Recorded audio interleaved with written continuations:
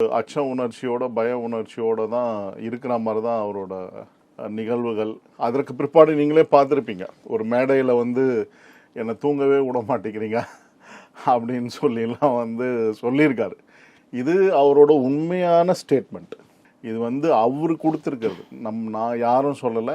நான் அனலைஸ் பண்ண வரைக்கும் வந்து பார்த்தீங்கன்னா இன்றைக்கு வரைக்குமே வந்து பார்த்தீங்கன்னா ஒரு சரியான ஒரு தெளிவில்லாத ஒரு போக்கோட தான். இந்த தெளிவில்லாத போக்குன்னா என்ன, எதை எல்லா விஷயங்கள்லையுமே வந்து தெளிவில்லாத விஷயம்னு சொன்னேன்னு பார்த்தீங்கன்னா, அவருக்கு வந்து அவரை வழிநடத்தக்கூடியவர்கள் 4 திசையிலேருந்து இயக்குவதாக தான் நான் சொல்லுவேன்.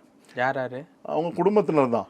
அவங்க மருமகன் ஆகட்டும், அவங்க பிள்ளையாகட்டும், அவங்க குடும்பத்தில் உதயச்சந்திரன் ஐஏஎஸ்ஸாக இருக்கட்டும், இவங்க எல்லாருமே வந்து 4 திசையிலேருந்து ஒவ்வொரு வகையில் வந்து சன் டிவி குடும்பத்தினராக இருக்கட்டும், இவங்கெல்லாம் ஒவ்வொரு திசையில் இயக்கி கொண்டு இருக்காங்க. கனிமொழி அக்காவாக இருக்கட்டும், அவங்களாம் ஒவ்வொரு திசையிலேருந்து இயக்கி கொண்டு தான் இருக்காங்க. எல்லாருக்குமே வந்து என்னன்னு பொதுவாக ஒரு மனுஷனுக்கு என்னென்ன ஆசைன்றது இருக்கும் எல்லாருக்குமே. ஏற்கனவே நம்ம அதற்கான நிகழ்வுகளை வந்து பார்த்துருக்கோம். தினகரனில் வந்து வந்த தயாநிதி மாறனை பற்றி வந்த ரிப்போர்ட்டு, மாறன் குடும்பம் வந்தால் சிறந்த முறையில் ஆட்சி செய்வாங்க, இதற்கு தகுதியானவர்கள் அப்படிலாம் ஒரு சர்வே ரிப்போர்ட்லாம் வந்து அதற்கு பின்பாடு நடந்த விஷயங்கள்லாம் உங்களுக்கு தெரியும். ஆனால் வந்து ஏதோ ஒரு கட்டுக்கோப்பான விஷயத்துக்குள்ள அவங்க அக்காவுடைய வழிகாட்டுறது எல்லாத்தையும் ஒருங்கிணைச்சு வச்சிருக்காங்க.